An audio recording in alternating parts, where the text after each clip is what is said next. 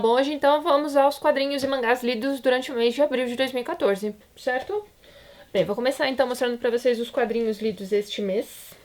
Eu comecei o mês lendo o Cuba, Minha Revolução, da Inferna Lopes, tá? E, assim, espetáculo, tá? Ela vai contar então pra gente como aconteceu a Revolução Cubana, né, o início da Revolução, e vai contar pra gente até meados dos anos 80, se eu não me engano, do ponto de vista dela, né? Ela foi guerrilheira, ela foi torturada, enfim, tem tudo isso aqui no quadrinho. Inclusive, as cenas de tortura dela são, assim, sabe, chocantes. E assim, gostei demais dessa HQ, então é uma história densa, é uma história que começa toda bonita, né, com ela, assim, super jovem e tal, decidindo o que vai fazer na faculdade. Então ela e o namorado dela já faziam panfletinhos lá contra o cara que veio antes de Fidel, que eu já não me lembro o nome dele. Vou escrever aqui em algum lugar o nome dele, tá? Então eles eram contra esse cara, né, que comandava Cuba antes de Fidel, e eles faziam essa panfletagem e tal, isso no colégio mesmo. E aí, quando é a vez dela, então, né, decidiu o que vai fazer da vida na faculdade, o que ela quer fazer realmente é ser artista, mas ela quer ser útil à revolução, então ela acaba estudando medicina, né, o pai é médico, então ela pensa assim, então vai ser um pouco mais fácil pra mim e tal, adquirir experiência, esse tipo de coisa. Ela passa por aquele treinamento militar mesmo, né, do pessoal da revolução, né? E vai servir então como médica. Só que ela, num dado momento ali acontece uma coisa X e ela é confundida e tal com um agente da CIA e vai ser torturada. Passa, assim, coisas por momentos horrorosos, tá? Depois de tudo aquilo que ela passa, né, na sala de tortura e tudo mais, ela passa, não sei se chega a ser anos e tal, mas é muito tempo. O pai dela a encontra, né, consegue tirá-la de lá. Mesmo depois dela tendo passado por tudo aquilo, ela ainda tem aquela sensação de que vai servir o país e vai ajudar, né, no que ela puder. E assim, a primeira Cuba de Fidel é um terror, né? Então as pessoas começam a perceber que aquela revolução que eles estavam esperando não é, né, tão legal assim, digamos, tá? Não quero dar spoiler para quem vai ler. Enfim, recomendo muito, tá? Muito bacana mesmo. E para quem não conhece nada sobre a Revolução Cubana, eu conheço muito pouco, né? Estudei muito pouco na faculdade tal sobre isso, ou em colégio mesmo. O que eu achei mais bacana aqui nessa história é que ela vai contar pra gente tanto aquilo que eles esperavam que acontecesse, né, com o que o povo esperava que acontecesse a partir da Revolução, como aquela quebra de sonhos, né, então aquilo que realmente acontece, né, num primeiro momento a Revolução exige demais da população, então isso não aconteceu só com a Revolução Cubana, não, eles vão até contar aqui um pouquinho sobre a Revolução Francesa em um dado momento também, eles vão fazer um paralelo em uma conversa dos personagens, tá? Toda a reorganização após uma revolução é complicada. Mas enfim, recomendo muito, tá? Muito bacana mesmo, tá? É da Panini, aliás, esqueci de dizer. Na sequência, eu li uma das coisas mais sensacionais da face da Terra, que é essa adaptação para quadrinhos, né, de O Corvo, minha gente, do Edgar Allan Poe. Quem me mandou esse quadrinho foi a Lê. A Lê, muito obrigada. Ela mandou lá pra minha caixa postal e assim, gente, que coisa incrível que é esse negócio, tá? A adaptação para quadrinhos foi feita pelo, eu vou encontrar o nome dele aqui, Luciano Irtum. Gente, eu acho que é Irtum. Tá aqui o nome dele, espero que esteja dando pra ver. Tem um pós-fácil bem bacana aqui nessa edição, em que ele vai contar pra gente que ele começou a carreira dele como... enfim, ele ajudava em um fanzine no começo dos anos 90 e tal. Eu lembro que fanzines eram uma das coisas mais legais que existiam na década de 90. E eu peguei já numa fase posterior, assim, os fanzines não eram mais físicos, eles eram digitais, né? Então a gente recebia, eu não me lembro nem que tipo de arquivo era, não sei se era em PDF e tal, mas era uma das coisas mais bacanas que se tinha pra ler no começo dos anos 90, eram os fanzines.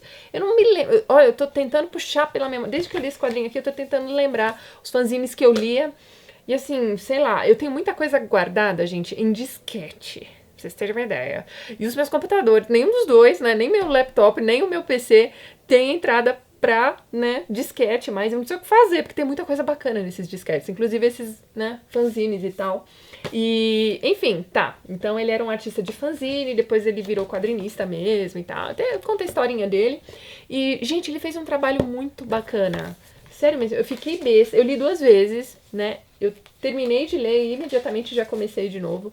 Eu achei o traço dele sensacional. O texto do Corvo, né, desse livro, é a adaptação feita pelo Machado de Assis. Não dá pra dizer que é tradução, gente. Quem leu o original e depois leu o que Machado fez, ou o próprio Pessoa, também tem uma tradução bacana do Fernando Pessoa. É aquilo que eu já disse aí pra vocês várias vezes, né? Tradução de poema, uma coisa que, sei lá, nem devia ser feita, né? As pessoas deviam chamar de adaptação mesmo, tá? Mas enfim, foi usado aqui o texto do Machado de Assis e é espetacular. Deixa eu achar aqui. O Corvo chegando, gente. É muito legal. Muito legal mesmo. Eu gostei muito da escolha de cores também, esses tons meio pastéis e tal. A história toda se passa à noite, né? Então, sei lá, não ficou tão sombrio assim, ficou uma cara mais divertida, sabe? Eu adorei, gente. Adorei isso aqui mesmo. Recomendo. Deixa eu falar pra vocês qual é a editora. Faz parte de uma série, ó, série Clássicos em HQ, da editora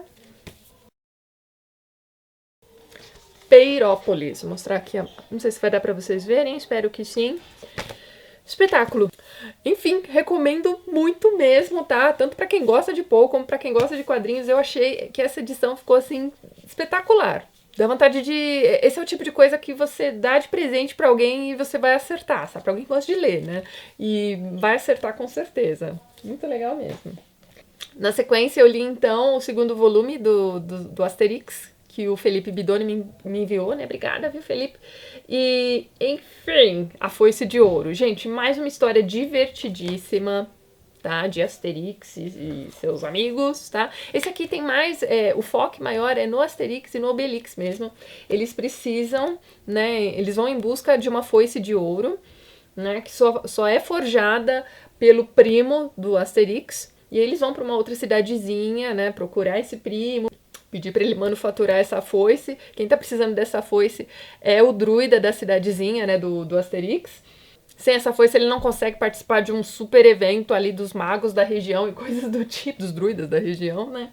Então eles vão em busca dessa foice. Gente, ai, como é divertido, como é legal, como é engraçado e como é pra criança, mas qualquer idade vai se divertir. Pessoas de qualquer idade vão se divertir lendo isso e é isso aí.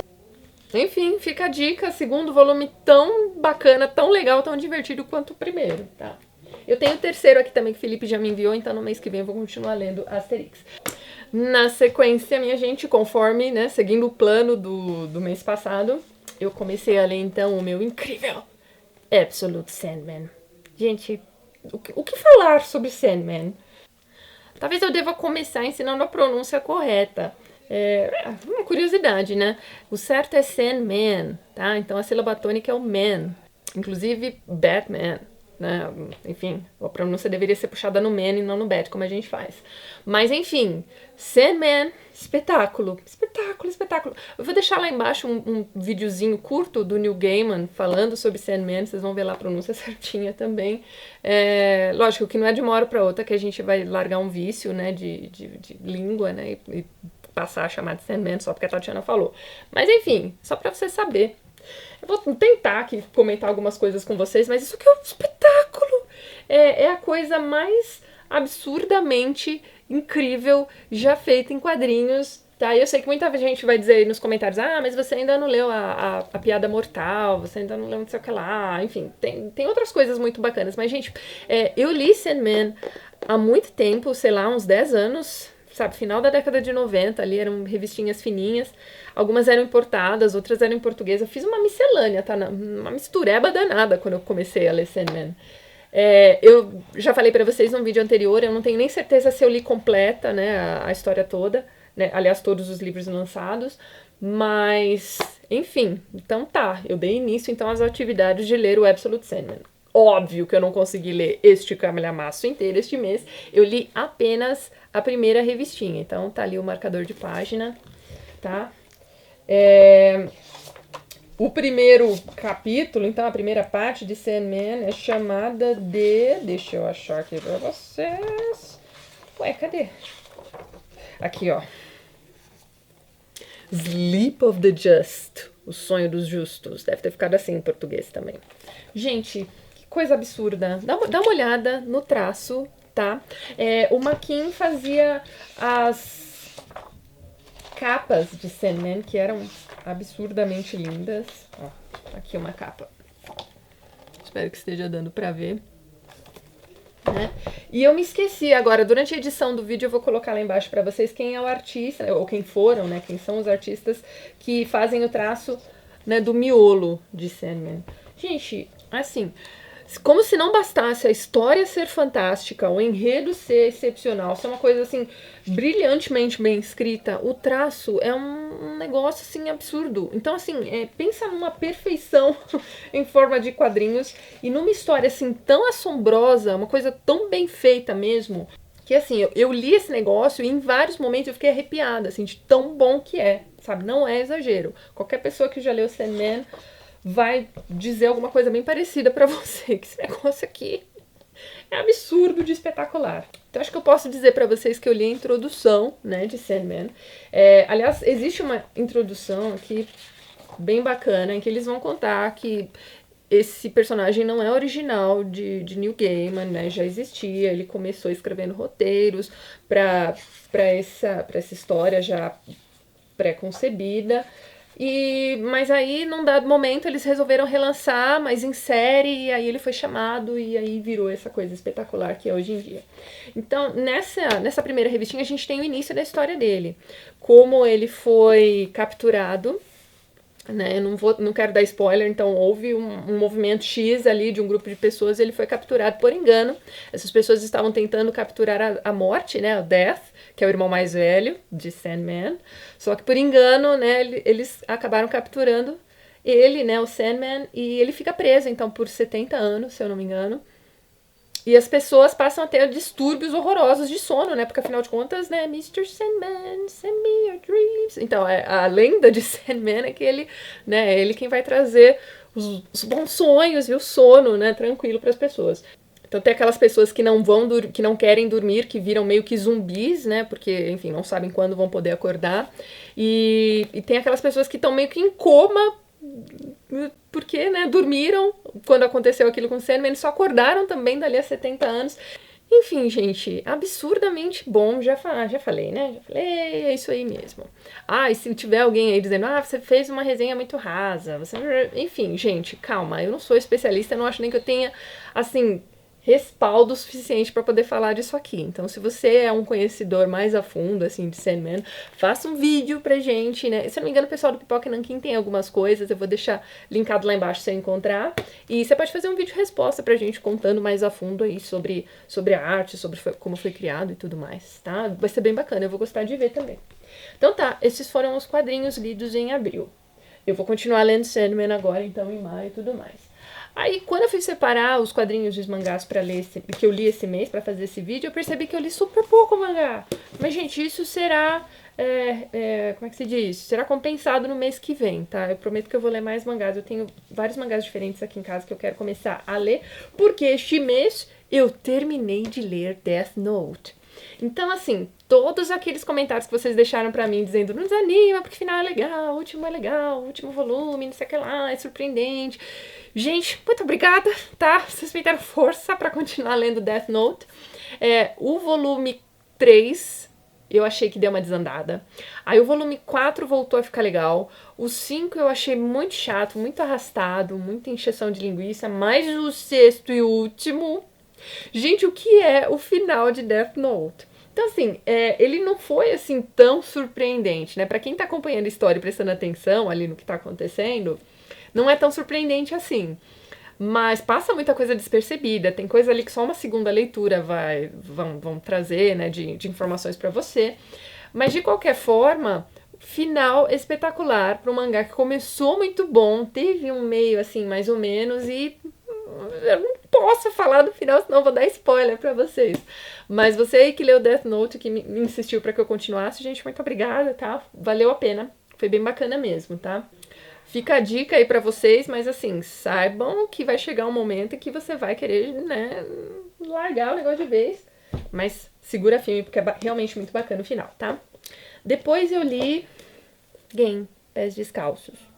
Então, assim, se você já leu Gen, a única coisa que eu vou comentar com você é... Princesinha, Ah, gente, o que aconteceu com a princesinha? Meu Deus do céu! Então, assim, foi o que eu escrevi no Facebook, no Instagram. Cada volume de game que a gente assiste é um pedacinho do seu coração que é despedaçado, sabe? Assim, é isso. É muito triste, é muito realista, é muito espetacular, gente. Vocês não fazem ideia o que é que essas pessoas passaram no período, assim, pós-bomba. Aqui já se passaram 2 anos, tá? Não sei se vocês estão conseguindo ver o traço, espero que sim. É uma coisa absurdamente bem contada, delicada, triste, mas assim, séria e uma coisa que vai te cutucando mesmo pra que você, olha, foi isso aqui que aconteceu, sabe? Enfim, recomendo demais, mas eu continuo com aquela coisa, assim, eu começo a ler um volume de game e falo assim, não, esse mês eu vou terminar de ler os que eu tenho aqui em casa, né? Eu ainda tenho mais 2. Mas a hora que acaba, você fala, meu, se eu ler mais um, eu vou pegar ali a faquinha do rocambole e vou me suicidar, sabe? Não dá, não dá. Eu não consigo ler mais de um volume de game por mês, gente, mas que coisa incrível. Então, assim, eu tô vendo assim, uma movimentação ao redor de mouse ultimamente. Eu li mouse há muito tempo, tá? Eu tenho aqui, eu mostrei pra vocês no meu vídeo de coleção de quadrinhos, que é um vídeo meio antigo, já acho que tá na hora de fazer outro, aliás. Não sei, não me perguntem quando eu vou fazer, mas mais pra frente eu pretendo fazer sim. Eu vou deixar o link lá embaixo. E lá eu comento qualquer coisa sobre mouse, tá? Mas assim, se você gostou de mouse, eu acho que você vai adorar game, tá? Então fica a dica. E para fechar o mês, eu inclusive li hoje de manhã, indo pro trabalho, o incrível, espetacular Que Mangá Foda, tá? Que é um Monster. Eu li o volume 10 agora. Eu já tenho o volume 11 aqui em casa, mas eu não tenho coragem de ler, porque aí depois eu vou ficar muito tempo sem ler o 12º, então... Mas a minha vontade é terminar essa coleção aqui de Monster e começar do início de novo, sabe? Isso aqui vai ser um negócio que eu vou reler várias vezes ao longo da vida, porque é simplesmente incrível, tá? Pensa numa história que só melhora, sabe? Que não teve aquele momento limbo de roteiristas e agora como é que a gente vai fazer pra enrolar mais limbo? Mas enfim, cada volume é melhor do que o outro, e aí você vai, né, montando algumas pecinhas aqui e ali ao longo da história. Os personagens são incríveis. Nesse volume aqui especificamente, a gente vai conhecer o Sr. Grimmer. O Sr. Grimmer, ele é um jornalista que aparece do nada para ajudar o Dr. Tenma, mas aí conforme a gente vai lendo aqui o mangá, a gente vai descobrindo que não foi tão do nada assim, né? Enfim, ele estava ali investigando uma coisa X, e o foco então desse volume é no Sr. Grimmer, que tem uma história muito bacana. Algumas coisas não foram ditas sobre ele ainda, né? A gente só sabe logo no início que ele perdeu o filho, mas a gente não sabe como, não sei se isso vai ser contado mais pra frente, mas enfim... Sério, gente. Só li mangá bacana esse mês. Aliás, eu só li HQs e mangás muito bacanas nesse mês de abril, tá? Então eu só li 3 este mês. Prometo que no mês que vem eu leio o dobro, tá? E venho aqui comentar com vocês. Vou ler, então, a segunda revista do Sandman, do meu encadernado aqui, do primeiro volume.